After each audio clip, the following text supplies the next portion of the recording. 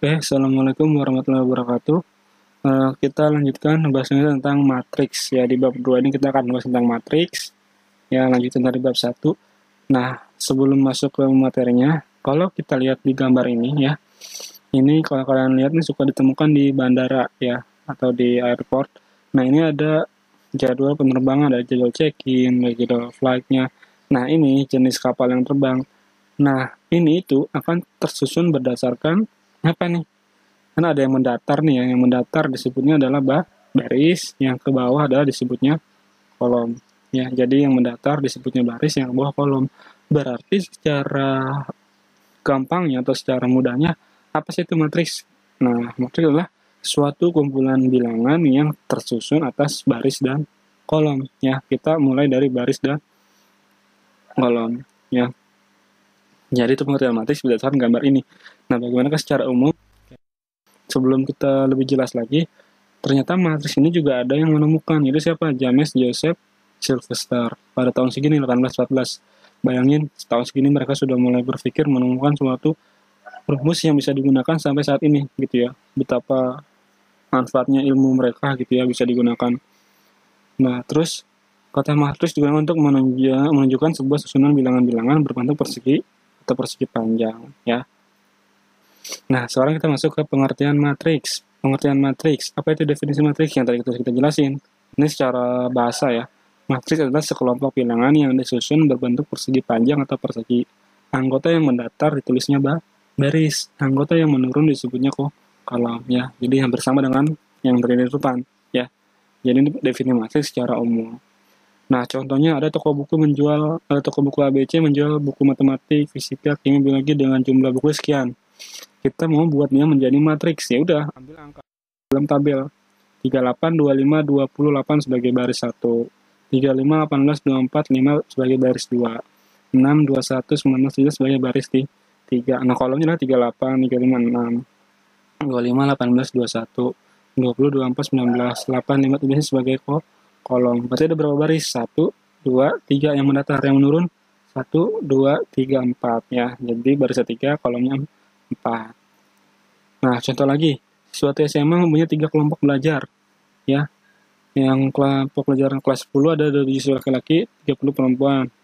Kelompok belajar fisika, 18 laki-laki, 15 perempuan. Kelompok belajar kimia, 18 laki-laki, dan 16 perempuan. Buatlah dalam bentuk matriks, ya udah. Kita buat dulu tabelnya, ada pelajaran matematik, fisika, kimia. Nah, jumlahnya ada 27 lah, 30, 18, 15, 8, 16. Tinggal kita buat sebagai matriks. Nah, ada berapa baris? 1, 2, 3 yang mendatar, ada 3 baris, yang kolomnya 1, 2. Berarti ada 3 dikali 2, 3 baris dan 2 kolomnya. Penulisannya harus 3 kali 2, jangan dibulak-balik ya, karena udah berdasarkan definisi baris dan kolom. Oke, terus ordo suatu matriks. Apa itu ordo? Jika suatu matriks A mempunyai baris sebanyak M dan mempunyai kolom sebanyak M, maka ordo matriks A adalah M dikali M ya, baris dikali M. Nah, sesuai dengan definisinya, baris dulu baru kolom. Nah, contohnya A, ini ada berapa baris? 1, 2, berarti 2 baris. Kolomnya 1, 2, 3. Maka di sini ordonya matriks A-nya ada 2 dikali 3. Ini simbolnya harus huruf besar ya. Ya, karena matriks B ada min 4, 1, baris 1, 30, baris 2, 3, minimal baris 3. Kolomnya 1, 2, berarti 3 dikali 2. Yang matriks C-nya 7, 3, min 2. Ya, berarti ada 1 baris, 3 kolom. Yang D, min 3, min 4, 0, 1. Berarti ordonya ada 4 baris dan 1 kolom. Seperti itu ya. Oke, masuk ke matriks khusus ya. Matriks khusus itu adalah ada matriks kolom dan matriks baris. Pada umumnya, jika suatu matriks mempunyai ordo M kali 1, maka disebut matriks kolom. Nih, jadi dia kolomnya cuma 1. Jadi kalau kolomnya cuma 1, disebutnya matriks kolom. Nah, kalau matriks baris, kebalikannya. Kalau barisnya cuma 1, ya, itu disebutnya matriks baris. Ya. Jadi, ordonya dibalik. Kalau matriks kolom, M kali 1, kalau matriks baris, 1 dikali M. Ya. Jadi, variabelnya di belakang yang ini. Oke? Itu salah satu perbedaan matriks kolom dan matriks baris. Ada lagi namanya matriks 0. Jika semua anggota suatu matriks merupakan bilangan angka 0, maka matriks itu disebut matriks 0. Nih, semuanya dalam sini 0, maka disebut matriks 0 ya. Nih, tapi kita lihat ordonya. Ini ada berapa baris? 1, 2. Kolomnya 1, 2, 3. Maka ordonya matriks 0, 2 kali 3. Ya. Ini kalau semua angkanya adalah 0. Terus matriks persegi. Pada umumnya, jika suatu matriks A mempunyai ordo M dikali M, maka matriks A disebut matriks persegi. Artinya pasti kalau persegi, dia kan rumusnya sisi kali sisi. Berarti panjangnya harus sama dengan lebarnya, maka jumlahnya juga harus sama antara baris dan kolom. Kalau jumlah barisnya sama dengan jumlah kolomnya, maka disebut matriks persegi. Kita lihat yang contoh yang ini M. Ini matriksnya ada berapa? Barisnya 1, 2. Berapa kolomnya? 1, 2. Maka ini disebut matriks persegi. Sekarang lihat yang N. Ini matriksnya berapa? Barisnya. Ini baris 1, baris 2, baris 3, baris 4, ada 4 baris. Sekarang kolomnya. Kolom 1, kolom 2, kolom 3, kolom 4. Nah, karena jumlah baris dan jumlah kolomnya sama, berarti dia disebut matriks persegi, di mana ordonya adalah 4 kali 4, 5 kali 5, dan seterusnya. Oke? Lanjut. Nah, terus matriks diagonal. Nah, ini yang harus. Dan matriks diagonal adalah matriks persegi dengan anggota diagonal utamanya sekurang-kurangnya satu bilangan bukan 0. Ya, sekurang-kurangnya satu bilangan bukan 0 dan anggota yang lainnya 0. Ya, jadi diagonal utama tuh yang ini nih. Ya, kalau di sini diagonal utamanya tuh yang min 7, 5. Ini kan ya, yang lainnya 0. Nah, ini sekurang-kurangnya ada satu bilangan bukan 0. Justru ini malah angka semua, nggak apa-apa. Bagus. Ini disebut dengan matriks diagonal. Nah, yang ini, yang G juga sama. Ini disebut matriks diagonal. Kenapa? Salah satu diagonalnya, ya sekurang-kurangnya satu bilangan bukan 0. Ya, ini apalagi? Bukan minimal 1, 0 nih. Di sininya minimal.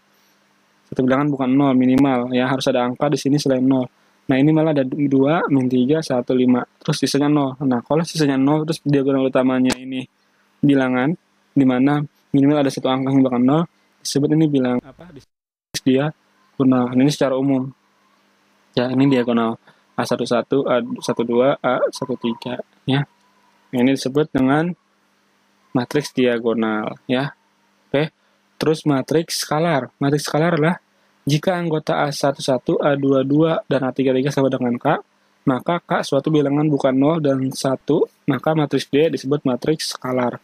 Ya, jadi matriks skalar itu adalah diagonal utamanya itu adalah angka selain 1 dan 0. Ya, jadi nggak boleh angka 1, nggak boleh angka 0. Ya, harus angka yang lain. Boleh 22, di sini 55, 33, 44, dan di mana syaratnya adalah A11, A22, A33. Ya, jadi ini A11, A22, ini A11, A22, A33 ini adalah harus angka bukan 0 dan angka 1. Nah, ini disebut matriks skalar. Bedanya ini sama ini apa? Antara diagonal sama skalar. Kalau diagonal angkanya boleh berbeda. Nah, kalau skalar angka diagonal utamanya harus sama dan tidak boleh angka 0 dan 1. Ya, jadi harus tahu perbedaan antara matriks diagonal sama matriks skalar. Takutnya nanti ada soal yang harus diubah menjadi matriks skalar atau matriks diagonal. Ya, harus paham. Nah, yang terakhir ya, ada matriks identitas sama transpos. Nah, makanya tadi di sebelumnya ini kan dibilang angka selain 0 dan 1. Kalau angkanya 0 berarti bukan, kalau angkanya 0 semua berarti dia matriks 0. Kalau matriks diagonal ada salah satu angka yang ininya bukan 0. Ya, ini disebut matriks diagonal. Kalau skalar, dia nggak boleh 0 sama nggak boleh 1. Nah, kalau ada angka 1, disebutnya matriks identitas. Jadi matriks identitas itu adalah matriks persegi dengan anggota pada diagonal utama adalah 1 dan yang lain adalah 0 nih. Ini diagonal utamanya, ini diagonal kedua. Ya, harus diagonal pertamanya harus angka 1, 1, 1, 1. Nah, ini disebut dengan dia matriks identitas. Ini sering keluar nih di soal ya. Jadi harus tahu matriks identitas, yaitu diagonal utamanya itu 1 dan sisanya adalah angka 0.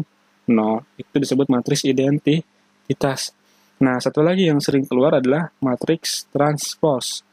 Transpos itu kan kalau kalian suka nonton film transpos gitu ya kan perubahan. Jadi berubah. Jadi matriks transpos adalah si matriks yang kalau secara gampangnya gitu ya, baris jadi kolom, kolom jadi baris gitu aja. Biar ingat. Jadi matriks transpos adalah perubahan antara kolom baris menjadi kolom, kolom menjadi baris. Nah, simbolnya itu kalau matriks kolom itu simbolnya adalah A pangkat T ya, itu simbol dari transpos. Jadi kalau ada simbol yang kayak gini ya, AT, berarti ini kamu harus ubah ya. Jadi matriks transpose atau ubah baris jadi kolom, kolom jadi baris. Nah, nanti kita lihat nih. Ini kan 5 ya, 5 1 0 2 adalah baris ya. Di matriks transposnya berubah menjadi 5 1 0 2 ke bawah gitu. Jadi yang mendatar jadi menurun. Ini juga mendatar jadi menurun. Ini yang mendatar juga menjadi menurun. Yang awalnya ordonya 3 kali 4 berubah menjadi ordonya menjadi 4 kali 3. Nah, kalau dari baris menjadi kolom, kolom menjadi baris disebut matriks transpose gitu ya. Jadi misalkan kita ambil contoh lagi di sini. Misalkan matriks, jangan matriks A deh, matriks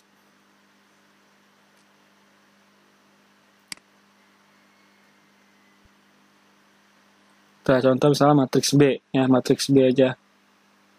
Matriks B misalkan 3 2 1 6 2 5. Nah, kita ini kalau secara umum ini kan berarti berapa baris?